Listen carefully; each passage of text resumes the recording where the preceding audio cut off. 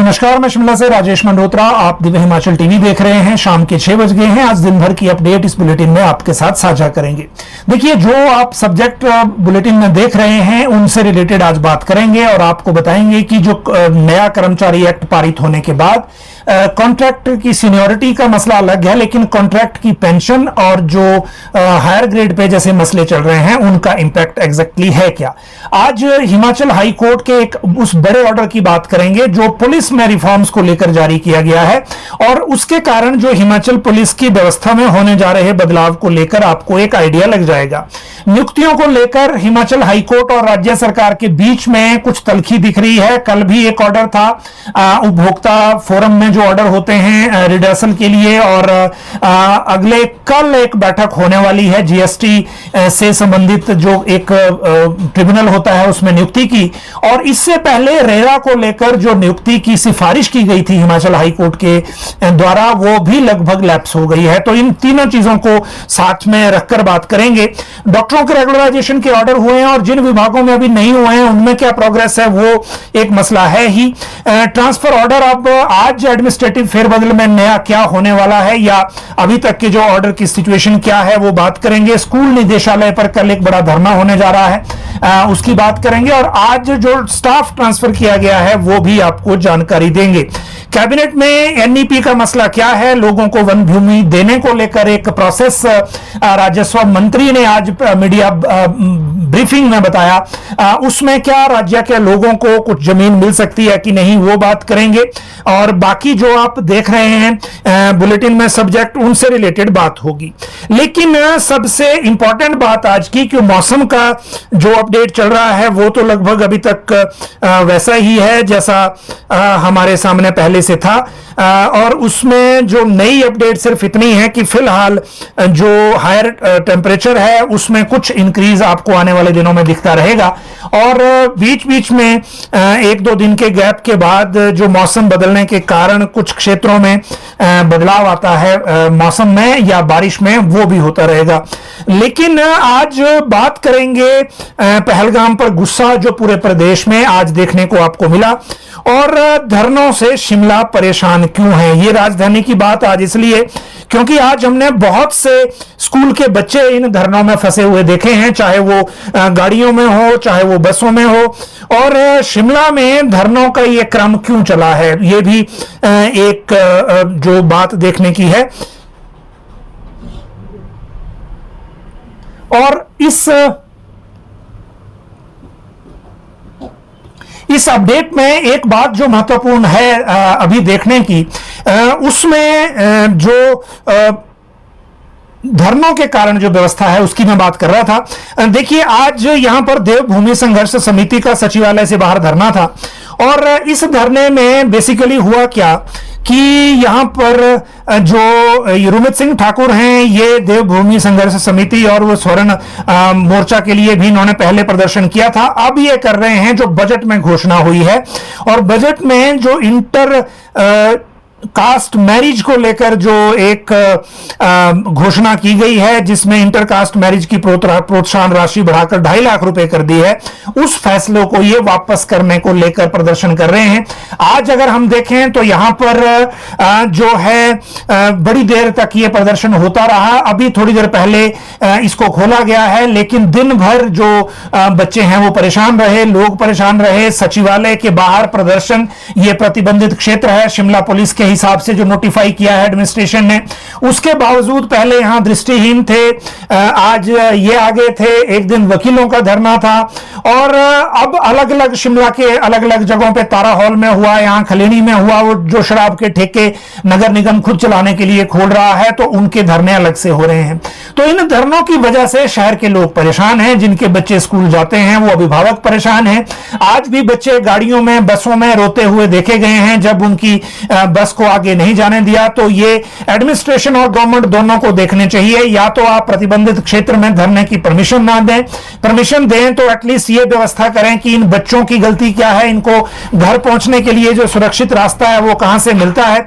Otherwise इस तरह की चीजों का कोई वो नहीं है। और शिमला में मैसेज ये जा रहा है सरकार को लेकर भी कि हर रोज कोई ना कोई धरना चल रहा है यहां पे राजधानी में, और इस धरने को देखते हुए जो एडमिनिस्ट्रेशन या जो सरकार की व्यवस्था है वो क्या है, मतलब उसका क्या अर्थ रह जाता है, ये एक बड़ा सवाल है।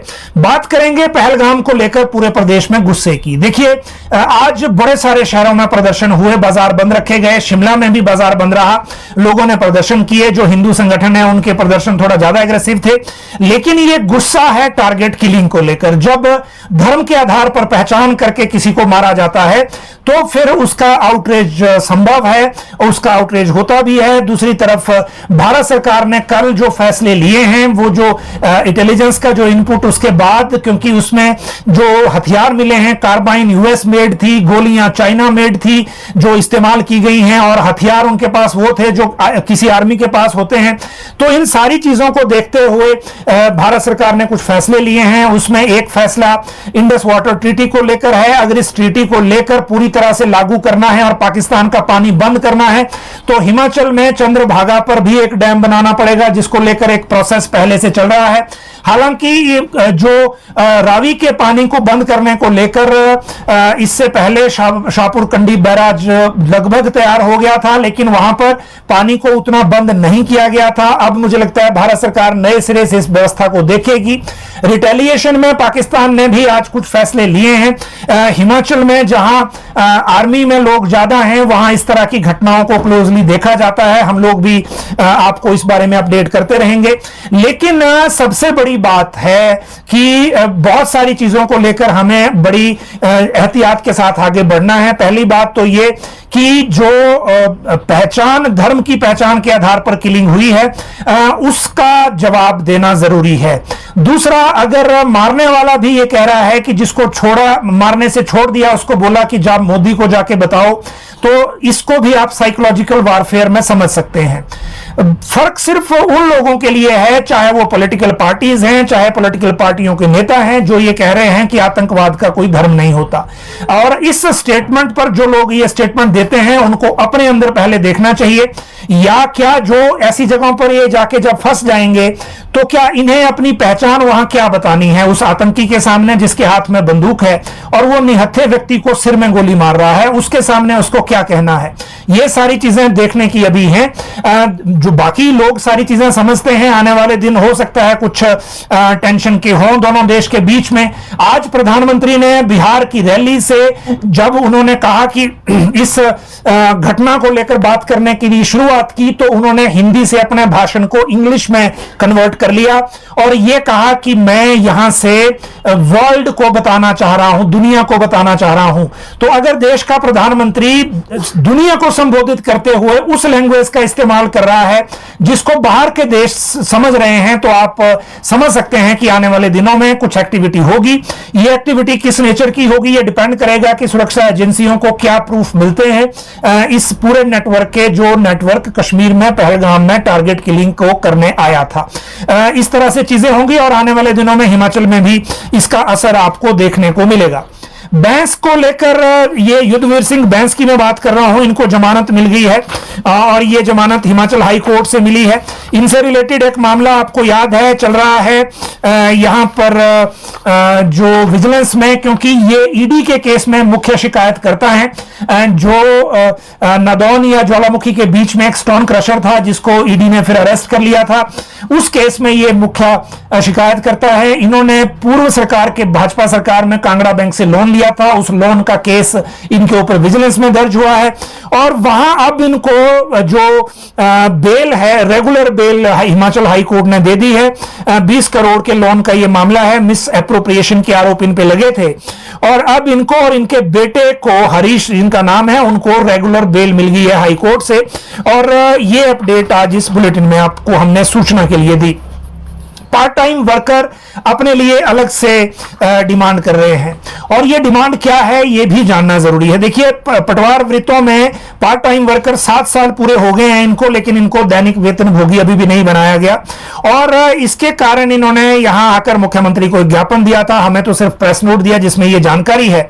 और ये इन्होंने कहा कि पार्ट टाइम से दैनिक वेतनभोगी करने को लेकर अभी भी सरकार ने कोई क्लैरिफिकेशन जारी नहीं की, जिसके कारण इनके साथ अन्याय हो रहा है। सितंबर 2024 में 7 साल पूरे हो गए हैं, उसके बावजूद नोटिफिकेशन नहीं हो रही, जबकि दैनिक वेतनभोगी से रेगुलर होने पर उनको 4 के बजाय 5 साल का समय लगेगा।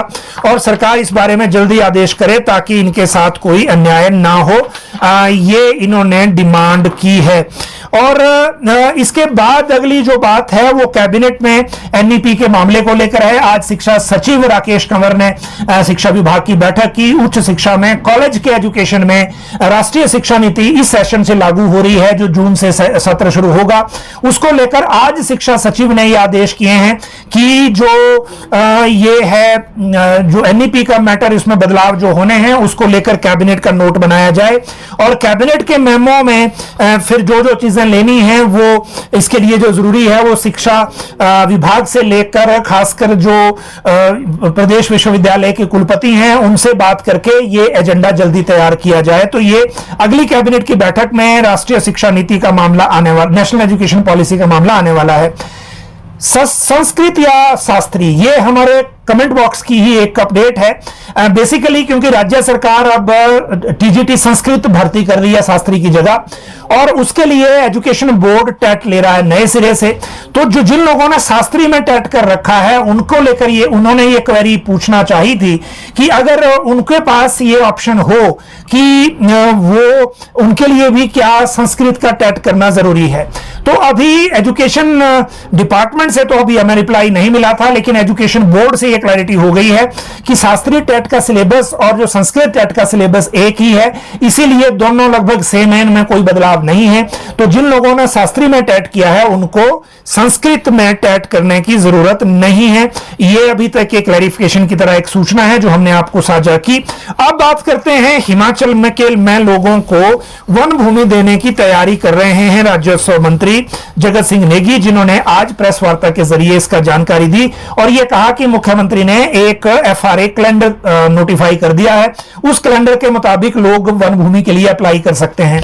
हालांकि इन्होंने क्लैरिटी के साथ नहीं बताया कि यह सिर्फ ट्राइबल का मामला है या बाकी जगह का भी है, क्योंकि नौ तोड़ के पीछे ये लगे थे। पहले नौ तोड़ सिर्फ ट्राइबल के लिए ही था, लेकिन नौ तोड़ में गवर्नर के पास यह अधिकार है कि वो एफसीए को सस्पेंड कर सकते हैं। शेड्यूल 5 संविधान में जो ताकत है उसके अनुसार गवर्नर ये करने को तैयार है नहीं, क्योंकि वो ये पूछ रहे हैं कि आपको कहां जमीन चाहिए नौ तोड़ की, किन्नौर में, और किन लोगों के लिए चाहिए। पहले उनका एड्रेस या नाम पता दीजिए, तो इन्होंने वो शायद दिया नहीं था। फिर ये गवर्नर के पास जाकर मिले भी, लेकिन शायद उसका रास्ता नहीं निकला। इसी के बाद अब ये दूसरी रणनीति पे अब शिफ्ट हुए हैं। आज इन्होंने जो प्रेस वार्ता की उसमें कहा कि 2006 का फॉरेस्ट राइट्स एक्ट है जो 2008 में लागू हुआ था, एफआरए जिसको कहते हैं।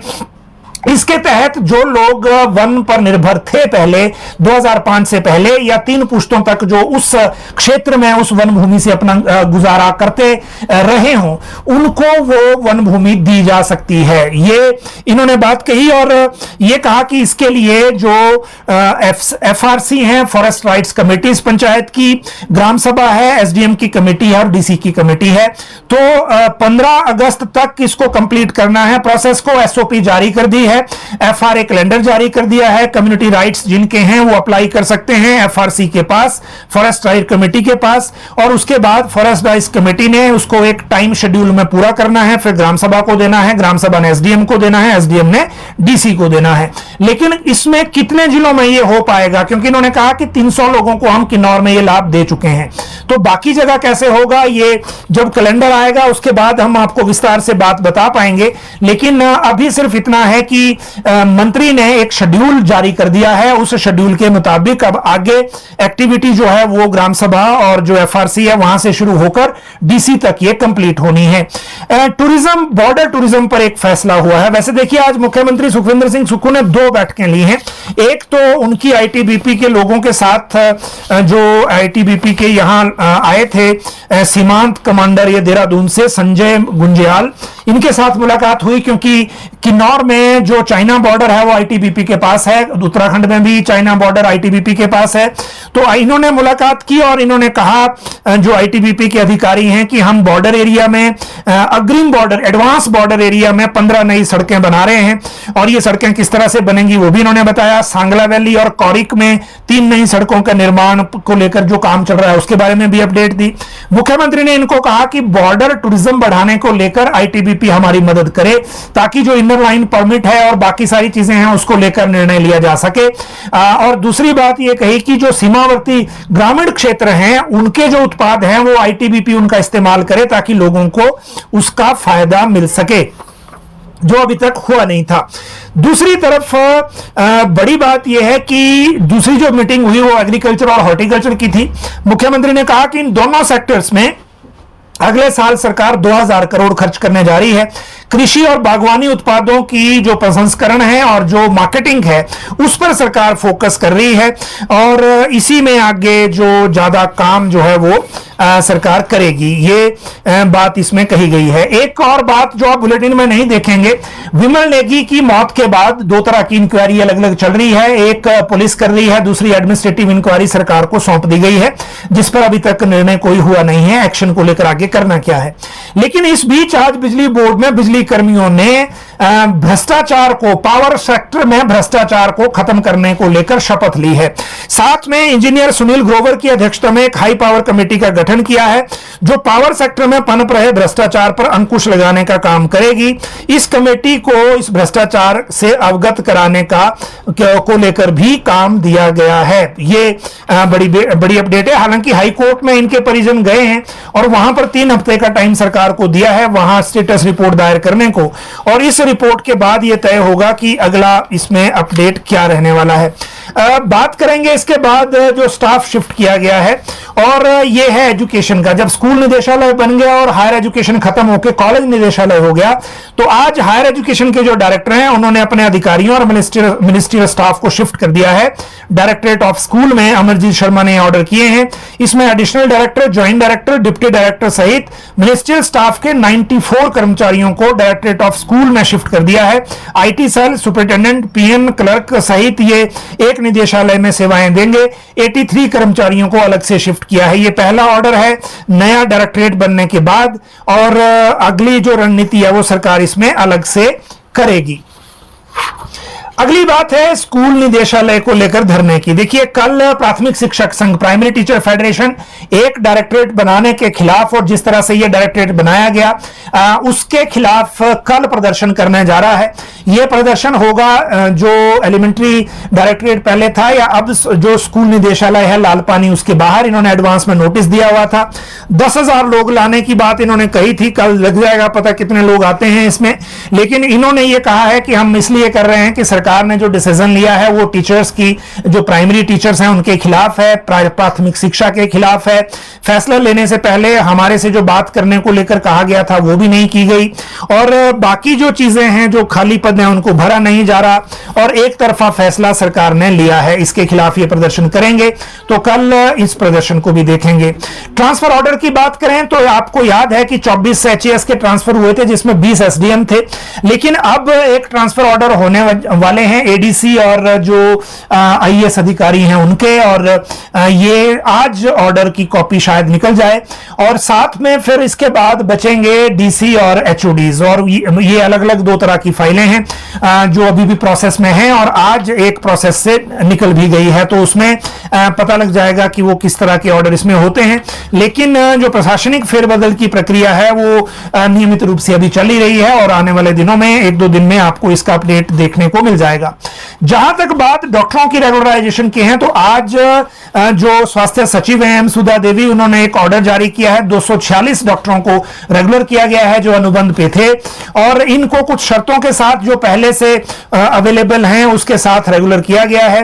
हालांकि अभी भी बहुत से विभागों में रेगुलराइजेशन के ऑर्डर पेंडिंग हैं, और ये ऑर्डर इनको जल्दी जल्दी करने चाहिए जिन जिन विभागों में बचे हुए हैं, क्योंकि स्क्रीनिंग कमेटी की जो प्रक्रिया है उसमें टाइम लग रहा है। फिर भी इसमें जल्दी काम होना चाहिए, क्योंकि जिस डेट से रेगुलर होंगे उस डेट से उनको बेनिफिट मिलेगा, इसीलिए ये प्रक्रिया जल्दी पूरा करने की जरूरत है। जहां तक शिक्षा महानिदेशालय की बात है, तो अनुसूचित जाति एवं अनुसूचित जनजाति महासंघ के प्रदेशाध्यक्ष डॉक्टर ओंकार सिंह भाटिया, इन्होंने यह आग्रह किया है कि जो एक डायरेक्टरेट निदेशालय का उसको हमीरपुर ले जाया जाए, ताकि जो एक लोगों को दूर आना पड़ता है वो ना आना पड़े। इस तरह का तर्क एक दिया है, सिर्फ आपकी सूचना के लिए आपको बता रहे हैं। अगली बात करेंगे नियुक्तियों पर जो कोर्ट से तलखी हो रही है राज्य सरकार की, उसकी। देखिए, कल एक ऑर्डर है उपभोक्ता आयोग का। इसके लिए हिमाचल हाई कोर्ट के चीफ जस्टिस ने राज्य सरकार को फटकार लगाई और नाराजगी व्यक्त की कि जो जिला और राज्य उपभोक्ता आयोगों में सदस्यों की नियुक्ति को लेकर चयन समिति की जो सिफारिशें गई हैं उनको राज्य सरकार ने खारिज कर दिया है।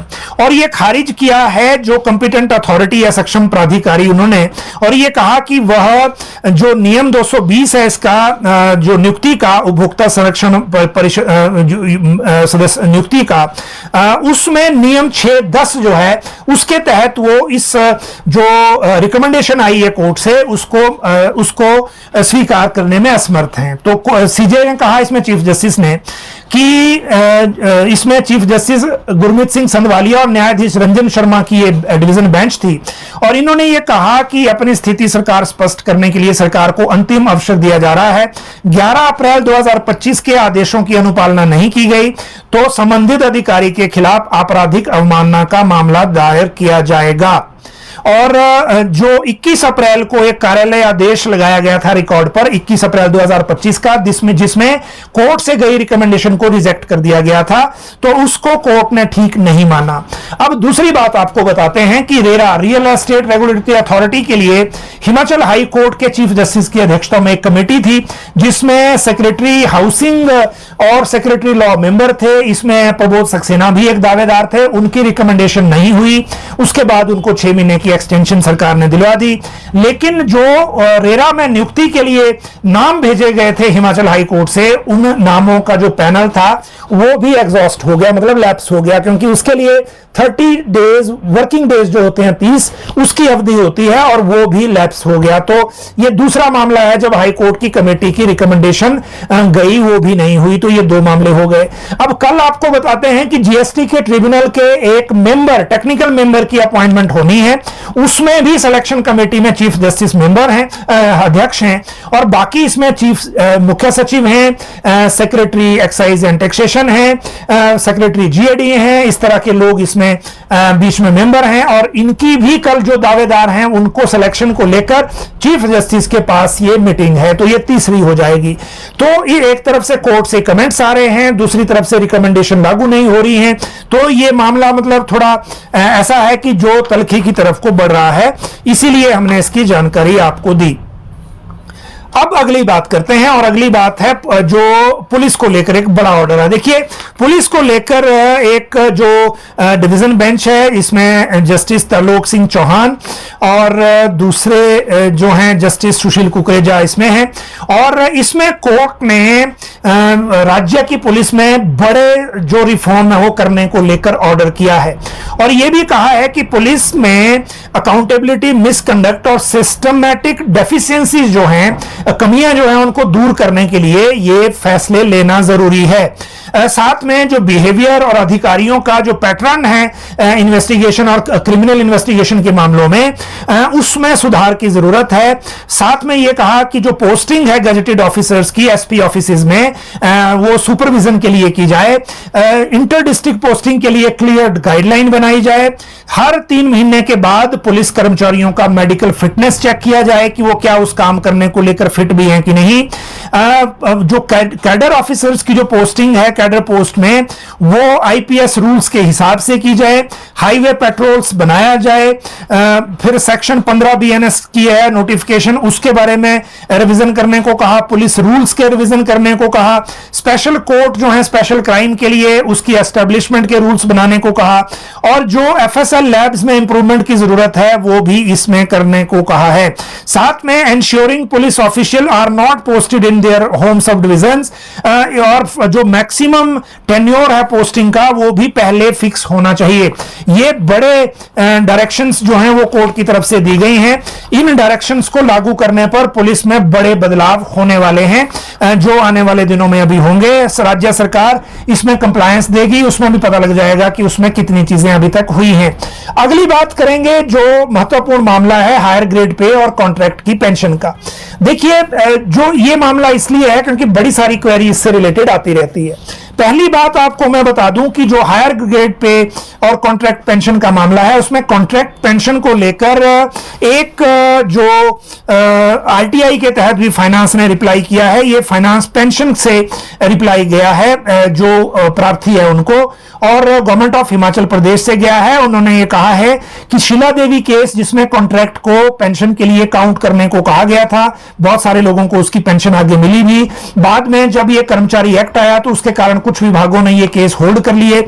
लेकिन नई बात इसमें यह है कि फाइनेंस डिपार्टमेंट का पेंशन विंग ये कह रहा है कि जो सरकार ने finance department has not issued any notification so far for withdrawal of office memorandum dated 10/6/2024। 10/6/2024 को ओएम जारी हुआ था जिसमें यह कहा गया था कि शीला देवी केस की जजमेंट के आधार पर कॉन्ट्रैक्ट की सर्विस को पेंशन के लिए काउंट किया जाएगा। उसको आज तक सरकार ने विड्रॉ नहीं किया है, मतलब कॉन्ट्रैक्ट की पेंशन मिलेगी। और वो जो एम्प्लॉय एक्ट है जो 20 फरवरी 2024 से लागू हुआ है, वो अब 20 फरवरी 2024 या 25 जिस डेट से भी लागू हुआ है उससे ये कॉन्ट्रैक्ट की पेंशन प्रभावित नहीं होगी। इस हिसाब से ये क्लैरिटी इसमें दिख रही है। दूसरी बात जो हायर ग्रेड पे की है वो मैंने आपको पहले ही बताया था। जो पिटिशनर हायर ग्रेड पे के हैं, मोहित कुमार या मोहित शर्मा, जो अभी हमारे सामने उनका केस जिस दिन आया था उस दिन मैंने आपको एक्सक्लूसिवली बताया था, क्योंकि और जगह ये आपको खबर मिली नहीं थी। अगले दिन हमने अखबार में भी इसके बारे में जो है बात की और अखबार में भी इसकी खबर आपको मिली थी। और इनका जो नाम है वो मोहित शर्मा ही है, एजुकेशन में ये हैं, और जहां तक मुझे याद है ये कंपैशनेट लगे थे। इनको इसका एरियर 1,83,267 रुपए मिला है हायर ग्रेड पे का। इसका नोटिफिकेशन हो गया है और इसके तहत भी जो लोग लाभ अपना बोल रहे हैं, क्वेरी पूछ रहे हैं, क्लेम कर रहे हैं, वो जो हैं इस जजमेंट को ले सकते हैं। इस जजमेंट के आधार पर अगर सिमिलर सिचुएटेड में अगर आप लोग हैं तो आप उस एक लीगल ऑप्शन है उसको एक्सरसाइज कर सकते हैं।